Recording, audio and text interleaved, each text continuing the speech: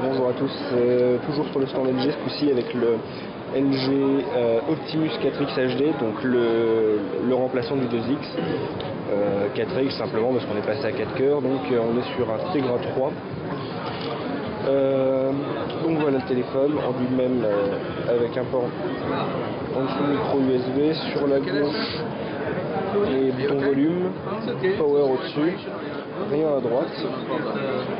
Au dos une caméra 8 mégapixels avec flash LED, caméra 1,3 mégapixels en façade. Hop.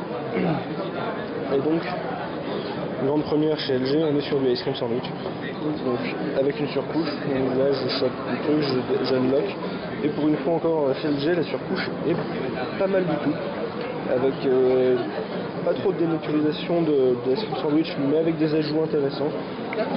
Si je vais par exemple, j'ai un Home Settings, je peux entre autres changer les effets de l'écran quand je change de page, les transitions en accordéon comme ceci. C'est très bien fait, très fluide. Pour ce qui est de l'écran, c'est un écran de 4,7 pouces IPS en HD 720p.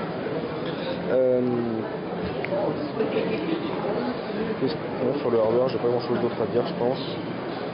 Donc on se retrouve dans le drawer qui a été un peu retouché, donc toutes les applications ici, on peut aller directement aux applications téléchargées pour avoir que celles qu'on a téléchargées, les widgets, comme dans Ice Cream Sandwich, un petit paramètre, si j'arrive à le choper. Non, je ne peux pas aller dans le paramètre. Bon, après quelques petits ajouts dans la barre de notification et possibilité d'activer et désactiver les switches. Au niveau des ajouts, quelques widgets, quelques applications made in LG.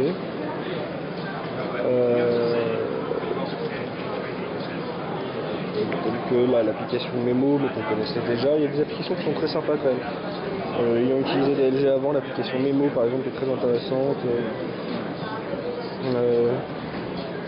Non, leur surcouche là est vraiment pas trop mal, elle reste fluide, il faut voir après avec le temps, parce que c'est vrai que par exemple des LG Optimus 2X Black et compagnie étaient relativement fluides au début et vivaient très mal la longue durée, quoi. Donc oui, on a un drawer, un wisher aussi qui est en loop, ça fait que quand on est arrivé tout à gauche et qu'on continue à gauche, on repart à droite.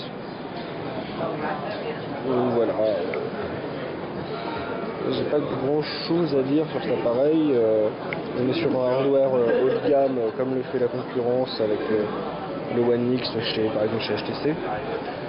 Mais c'est un téléphone qui en plus niveau finition est relativement joli. On a un dos un peu texturé. Ça peut en faire un appareil intéressant à voir le positionnement niveau tarifaire et la date d'arrivée sur le marché. Allez, à bientôt sur Android pour le mille.